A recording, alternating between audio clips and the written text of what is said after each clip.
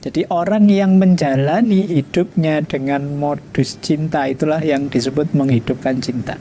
Jadi di setiap hari kita, dorongan kita melakukan aktivitas apapun itu karena cinta.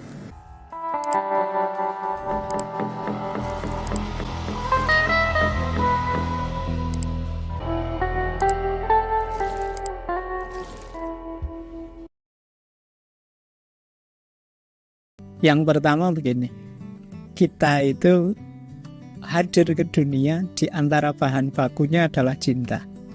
Cintanya Allah pada kita. Jadi itu salah satu bukti kenapa kok aku yang hadir ke dunia ini, bukan yang lain, karena Allah cinta sama kita. Itu garis bawahnya. Berarti memang kalau itu kita ini semacam program kita ini sudah kompatibel dengan cinta. Jadi kapanpun kita siap untuk menerima cinta. Tidak ada orang itu dicintai terus tidak siap, itu tidak ada. Kalau tidak mau ada, itu sebenarnya belum cinta juga sih kalau masih tidak mau itu. Tapi hakikatnya diri kita itu selalu siap untuk dicintai. Harusnya sebenarnya sebaliknya juga begitu, kita itu selalu siap untuk mencintai. Hanya saja itu tadi kita tidak menghidupkannya. Mungkin karena terdistraksi macam-macam, ketumpuk oleh kepentingan ini itu, ambisi ini itu, kebutuhan ini itu. Jadi kemampuan mencintai dan dicintai tadi terus tenggelam. Jadi cinta ini unik rumusnya. Diksinya memang mengundang, kita ingin dicintai. Semua orang secara fitrah itu mendambakan dicintai oleh siapapun. Tidak hanya oleh pasangannya, ya oleh orang lain, temannya, sahabatnya. Cuma jalannya itu dengan cara mencintai. Agar kita dicintai, kita harus mencintai. Ya mencintai itu sederhananya menghidupkan kepribadian yang penuh cinta. Jadi tidak cukup hanya berteori, menghafalkan konsep-konsep cinta. Kita kan kemarin-kemarin banyak itu konsep-konsep cinta itu. Itu tidak ada artinya kalau kita tidak menghidupkan cinta. Jadi orang yang menjalani hidupnya dengan modus cinta itulah yang disebut menghidupkan cinta. Jadi di setiap hari kita, dorongan kita melakukan aktivitas apapun itu karena cinta.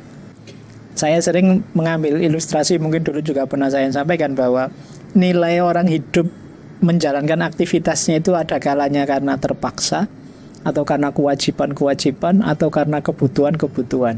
Dan puncaknya ini cinta.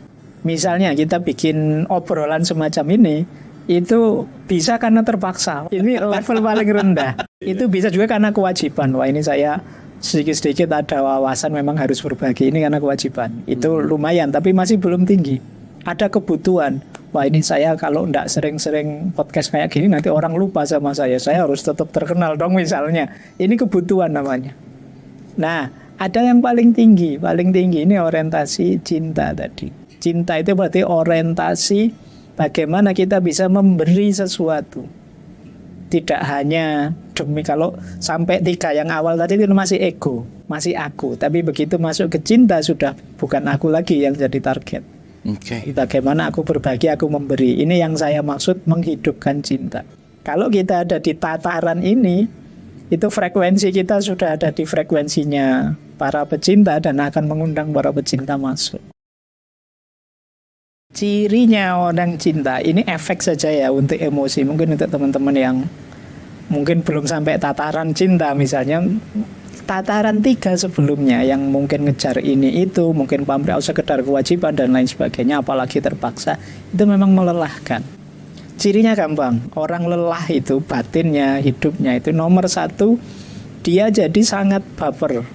Itu orang lelah pasti sudah. Ada apa-apa sedikit yang tidak cocok dengan dia itu, ini gimana sih orang ini? Nah, itu berarti kemungkinan dia lelah. Yang kedua, mudah marah, kesenggol sedikit marah. Yang ketiga, sedih tanpa alasan. Jadi drop pikirannya, perasaannya, itu memang melelahkan 3 proses yang sebelumnya tadi. Makanya cinta ini disebut orang yang sampai level cinta itu dia nyampe tataran kebahagiaan yang lebih dalam. 3 sebelumnya mungkin hasilnya juga membahagiakan, tapi beda dengan level cinta ini. Jadi kebahagiaan tertinggi itu kan, kalau yang paling rendah kan pleasure. Pleasure itu seneng-seneng saja. Di atas itu achievement. Achievement itu capaian. Saya mencapai ini, mencapai itu membahagiakan, tapi tetap kurang tinggi. Yang ketiga, contribution. Contribution itu berbagi. Saya memberikan ini, memberikan itu. Ya nanti puncaknya ikhlas. Ikhlas itu level cinta. Kalau kita sampai ikhlas, itu ada senengnya. Ada contributionnya, ada capaiannya. Yang di bawahnya ada semua. Tapi kalau kita masih pleasure, yang di atasnya tidak ada. Jadi yang kalau kita sudah nyampe level tinggi, bawahnya dapat semua. Tapi kalau kita masih bawah, atasnya nggak dapat. Rumusnya itu. Kita beramal ikhlas itu ya gembira. Ya capaiannya terpenuhi. Ya bisa berbagi pada sesama.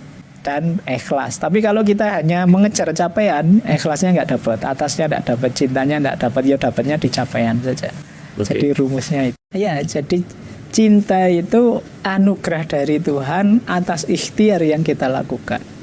Kalau dalam bahasa agama itu cinta itu diawali mujahadah, nanti disambut oleh Tuhan dengan hidayah. Kita berupaya untuk ikhlas, untuk berbagi pada sesama.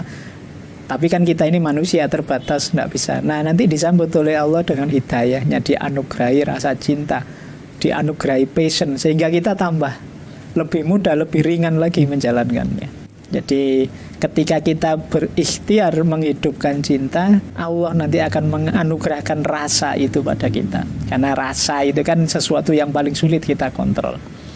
Nah tapi yaitu tadi, cinta itu anugerah sebanding dengan ikhtiar yang kita lakukan. Kita memikirkan orang lain, pada akhirnya Allah menganugerahkan rasa cinta dalam diri kita pada orang lain itu, dan buahnya kita lebih ringan lagi berbagi pada orang lain. Saya sering ditanya begitu, Pak Faiz, kalau saya ditolak apa harus tetap mencintai? Iya. Hanya saja dengan cara mencintai yang berbeda tentu saja. Ya caranya yang berbeda, tapi cintanya lanjut saja, tidak masalah. Bila perlu ya siapa saja harus kita cintai.